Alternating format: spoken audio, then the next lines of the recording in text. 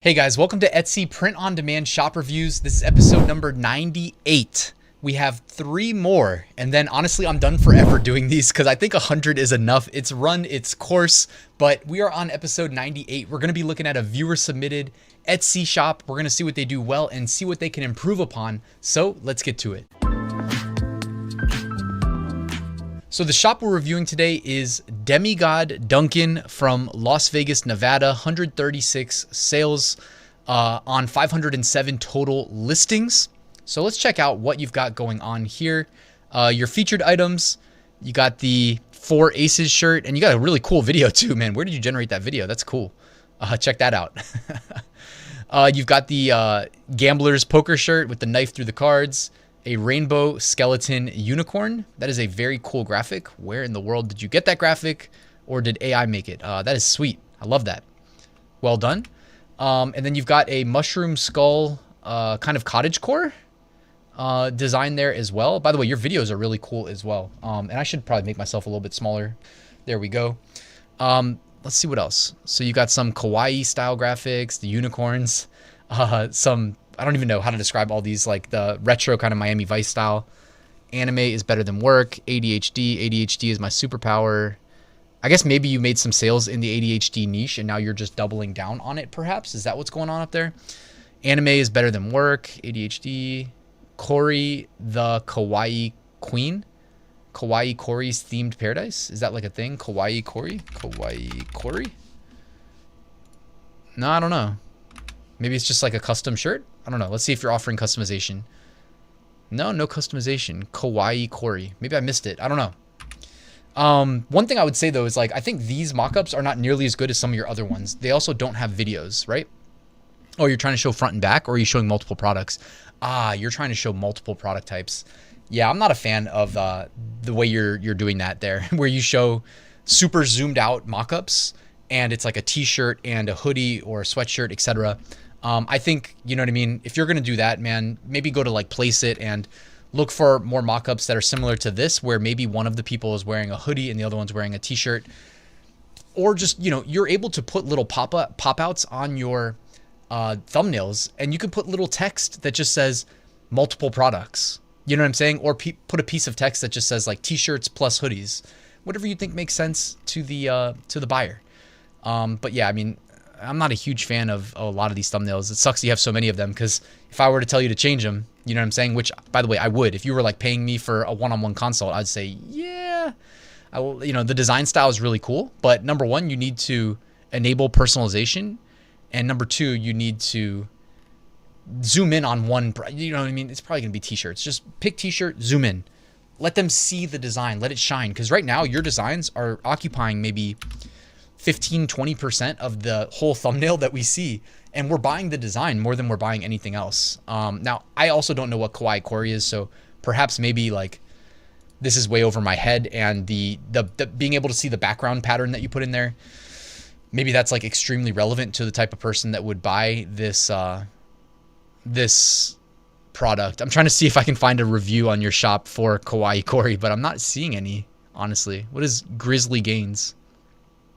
Oh, okay, so like a grizzly bear. The thing is, it looks like there's almost like a halo effect from a poor magic wand in like Photoshop or something cutting it out.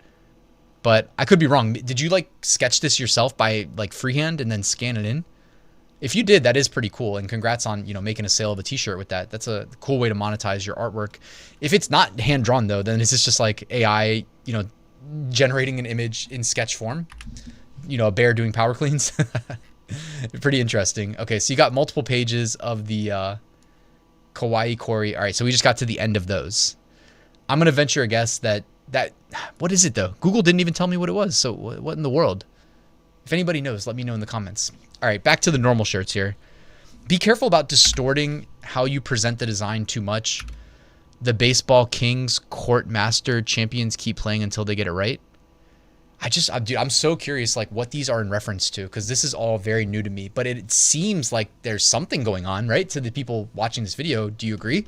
Like when I see the baseball kings court master, I'm thinking, did I miss a movie or something? Or is there like some animated cartoon show that I missed where that's a thing, where that's going to resonate with people?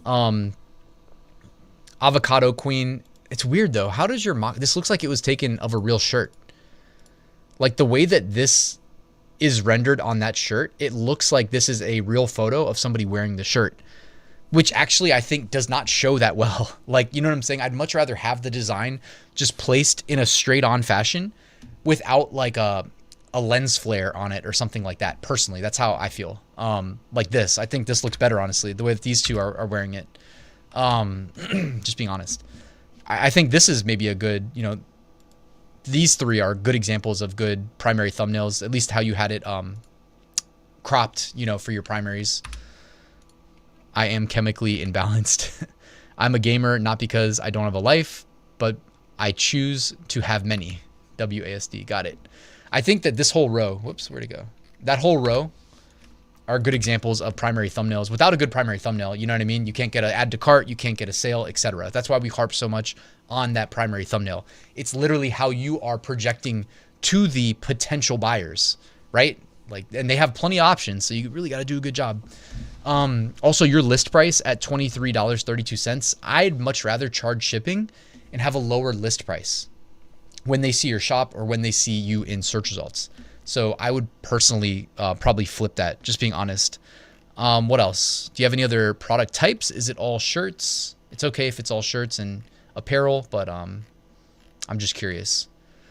Yeah, the way you're doing some of the his and hers stuff, I would honestly just keep it simple. Like, one thing you can do, and I mentioned this in a previous video, is you can just add an image to your product listings where it's a guy and a girl with the same design on a product and just say unisex. Right? And then it's solved. You don't have to try to jam everything into your primary thumbnail. I think that it doesn't let your products really show well. It doesn't let the design really, speak to the audience. So that is what is on my mind. By the way, these are the types of designs that are like evergreens that can just sell year round. I love this design. I think, if it doesn't sell on Etsy, this is why I like to push to Amazon, to Walmart, even to eBay, maybe to Redbubble. Designs like that, in a niche that we know works, gaming, people are going to love this, right? Like, literally just say birthday shirt for mom, for birthday shirt for gamer mom, birthday shirt for gamer dad. You know what I'm saying? Like, think of long tail phrases that someone would type into a search bar that would purchase that. Obviously the word gamer or gaming lover is going to be involved. So generate a couple phrases, optimize your SEO around them. The design's definitely good enough. Love the, dark design on a light colored shirt for great color contrast. Your primary thumbnail, let it shine, right? You see it right here. You can see exactly what the design says. That to me is an example of what I like to do, just keeping it simple. You know what I mean? Just adhere to the best practices. And over time, that snowball gets bigger and you make more and more recurring sales with more regularity. So I think that just about sums it up for this shop. We didn't have to go through every single one of your 500 designs. It seems like you're on your way. A couple things I would consider changing. Some of those thumbnails, focus more on just showing one product type, unless it's imperative that you show both. Typically to me though, if I'm showing both, it's going to be like a front and back of a sweatshirt or a hoodie or something. And if you look at how some of the best sellers do that, they have strategies for it. You don't need to like just show both equal size and split a thumbnail. Like, to me, that it just wasn't a good usage of your real estate. I call it real estate in your primary thumbnail. Also, maybe reconsider your pricing, not offering free shipping. That way you get your list price under $20. I think that's going to help your click-through rate so that you can increase your add to cart rate and increase your sales ultimately by having a list price under $20. But anyways, guys, let me know your thoughts in the comment section. We got episode number 98 in the books. Now on to top 5 niches of the week tomorrow. And then next week, episode 99, then 100. And then we're putting a cork in Etsy shop reviews. I cannot wait for that, guys. I'm taking Saturdays off in 2024. Thank you for watching. Please hit that like button and subscribe. And I'll see you guys tomorrow with a new video.